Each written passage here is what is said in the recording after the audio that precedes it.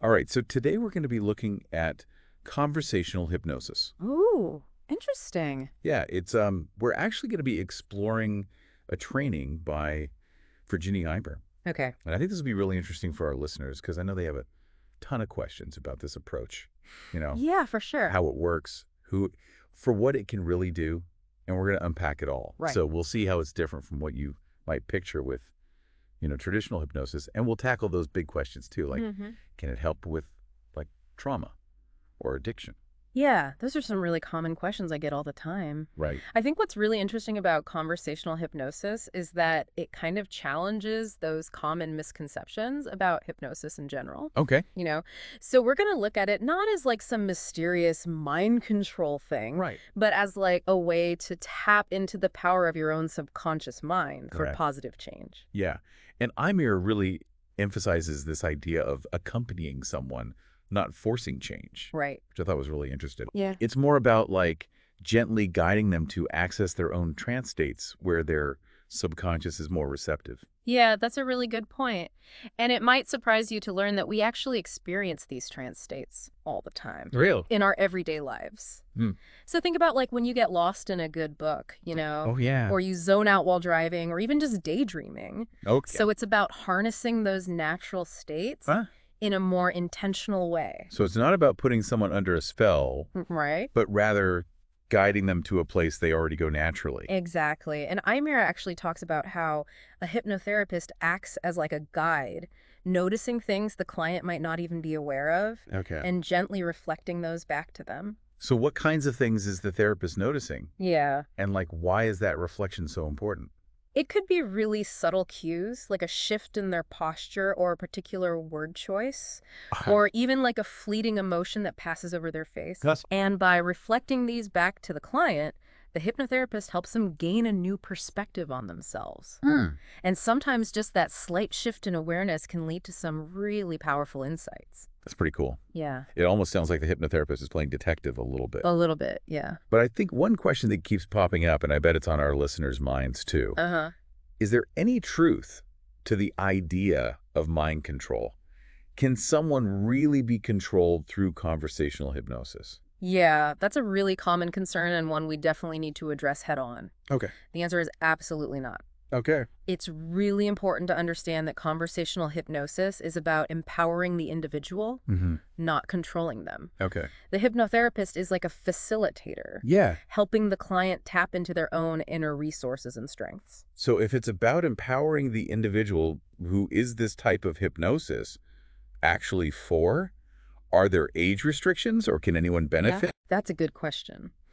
Eymere actually shares an experience in the training of working with a child with autism, Wow. where she used conversational hypnosis to help him connect and communicate more effectively. So it can be adapted for children as well. Yes, but it's really crucial to consider the individual child's personality and needs. Right. Some children might find traditional hypnosis with its structured relaxation techniques to be more calming, while others might thrive with the more interactive and engaging nature of conversational hypnosis. Makes sense. Yeah, it really depends on the individual. So I know our listener today is interested in exploring how conversational hypnosis can help with trauma, Okay. specifically someone who's dealing with the aftermath of a fatal car accident. Wow. And that kind of trauma can leave deep emotional scars.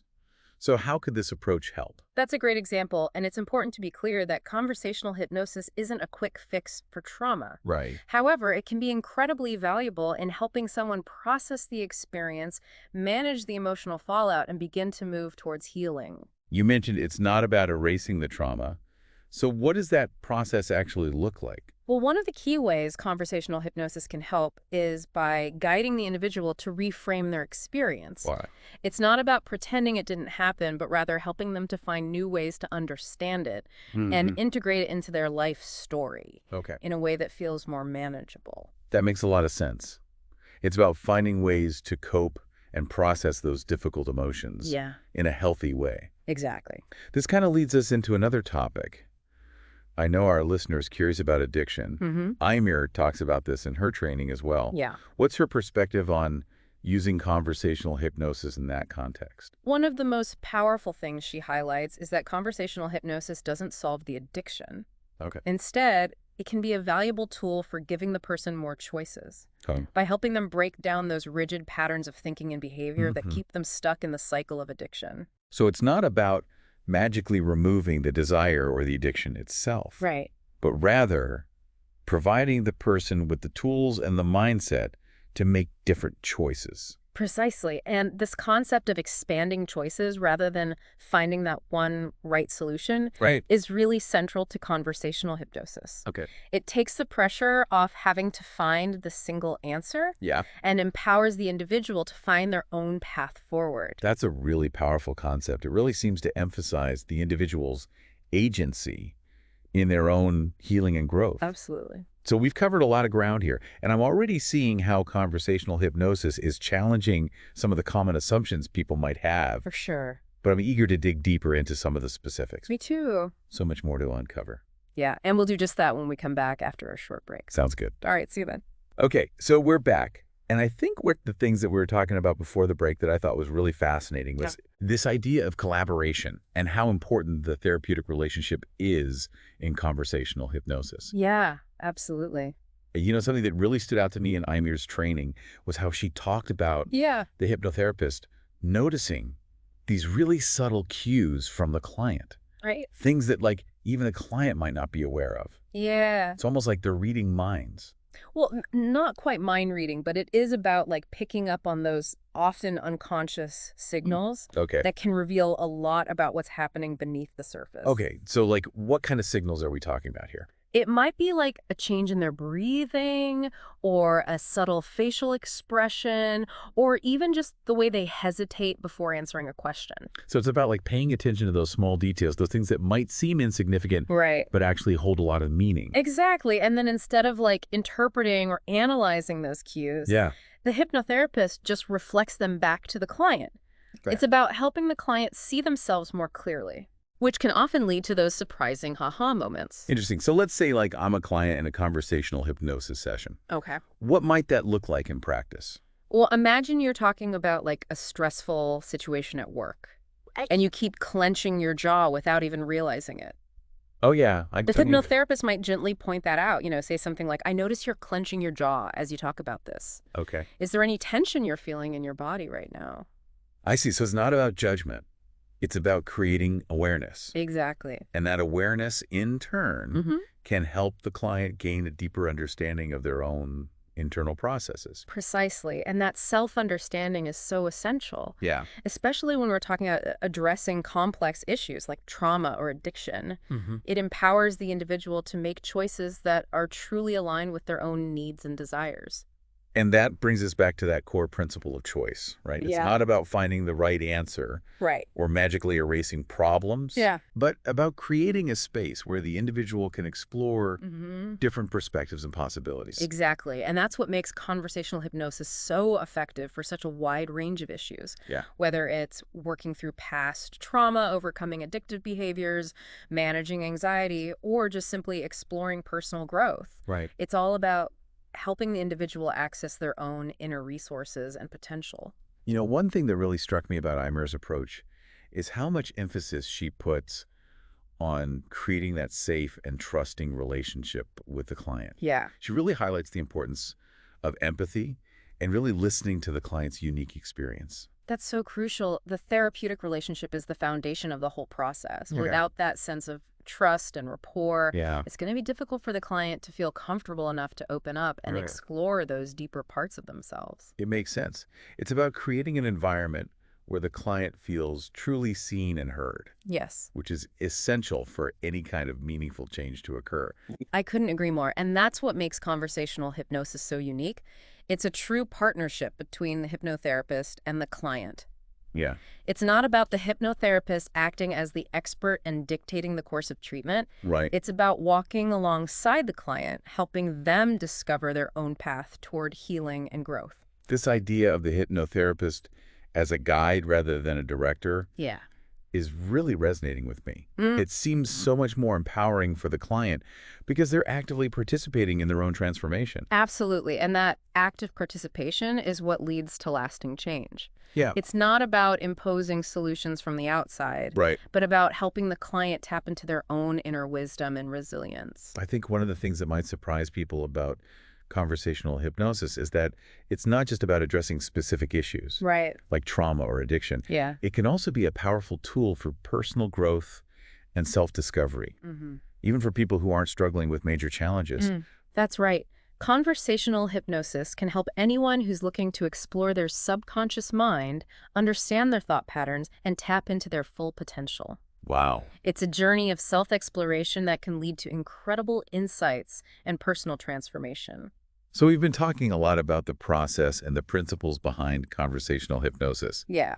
But now I'm kind of curious to hear more about what actually happens in a session, Okay. what kinds of techniques are used, and what can a client expect to experience. That's a great question, and one we'll definitely delve into after a short break. Welcome back. You know, we've been talking a lot about like the theory behind conversational hypnosis. For sure. But now I think it would be cool to actually talk about what happens in a session. Right, like what should someone expect if they go to see a conversational hypnotherapist? Yeah, so there are a lot of different techniques that a hypnotherapist might use, Okay. and it really depends on the individual client and their goals. But some common techniques include things like guided imagery. Metaphor and storytelling? So it's not just about talking. There are other tools and approaches that the hypnotherapist might use. Right, exactly. Yeah. So, for example, the hypnotherapist might guide the client to imagine themselves in a peaceful and relaxing setting, Right. using sensory details to really create that vivid experience. Okay. Or they might use a metaphor to help the client understand a complex issue in a new way. That sounds really cool. It's like using the power of imagination to access the subconscious mind. Exactly. But how does this actually lead to change? Well, remember that conversational hypnosis is all about helping the client tap into their own inner resources and potential. Okay. So by using these techniques, the hypnotherapist can guide the client to a state of deep relaxation and focused attention, Okay. where they're more open to suggestion and new ways of thinking. So it's not about the hypnotherapist like implanting suggestions or controlling the client's mind, Right. but rather about creating a space Yeah. where the client can access their own inner wisdom and make positive changes. Exactly. And what's really remarkable is that these changes can often occur really quickly, Really? even in just a few sessions. Wow. Of course, it depends on the individual and the issue they're addressing. But a lot of people find that conversational hypnosis can be a really effective and efficient approach. So earlier we were talking about Eymere's experience working with a client who had been through a fatal car accident. Right. And I imagine that kind of trauma could lead to, a lot of fear and anxiety. Yeah, for sure. How could conversational hypnosis help someone overcome those kinds of like deeply ingrained emotional responses? That's a great question. And it really highlights one of the key ways that conversational hypnosis can help with trauma. Okay. Eymere describes how through gentle guidance and reframing techniques, the client was able to gradually shift their perspective on the event. Okay. It wasn't about erasing the memory, but rather about finding ways to process the experience and integrate it into their life story in a way that felt more manageable. So it's about helping the individual find a new narrative, a way to make sense of what happened and move forward without being completely overwhelmed by the trauma. Exactly. And what's fascinating is that conversational hypnosis can actually help create new neural pathways in the brain, Really? essentially rewiring the way we respond to certain triggers or situations. Wow. So instead of automatically reacting with fear or anxiety, the individual can learn to respond in a more calm and measured way. That's incredible. It sounds like conversational hypnosis offers a really powerful way to not only address past traumas, Yeah. but also to develop greater resilience in the face of future challenges. Absolutely. And that's why this approach is becoming increasingly popular for addressing a wide range of issues, Yeah. from anxiety and stress management to performance enhancement and personal growth. So I know our listeners are particularly interested in exploring the potential of conversational hypnosis for personal growth. Yeah. What advice would you give to someone who's like curious about trying this approach, Yeah. but maybe a little hesitant or unsure where to start? That's a great question. I would say the most important thing is to find a qualified and experienced hypnotherapist who you feel comfortable with. Okay. It's a very personal and collaborative process, so it's essential to have a good rapport with the person who's guiding you on this journey. That makes sense. It's not just about the techniques, but about the relationship and the trust Exactly. between the hypnotherapist and the client. Yeah, and I would also encourage anyone who's interested to do their research, read about different approaches to conversational hypnosis, and maybe even try a few introductory sessions Okay. to see what resonates with them. So it's about finding what works best for you and approaching the whole process with an open mind and a willingness to explore. Absolutely. And I think the most important thing to remember is that conversational hypnosis is not about magic or mind control. Right. It's about tapping into your own inner resources and potential and discovering the incredible power of your subconscious mind to create positive and lasting change. Well said. And on that note, I want to thank you for joining us on this deep dive into the world of conversational hypnosis. It's been my pleasure. I hope our listeners learned something new today and maybe even feel inspired to explore this approach for themselves. Yeah, me too. Until next time, keep those minds curious and those questions coming.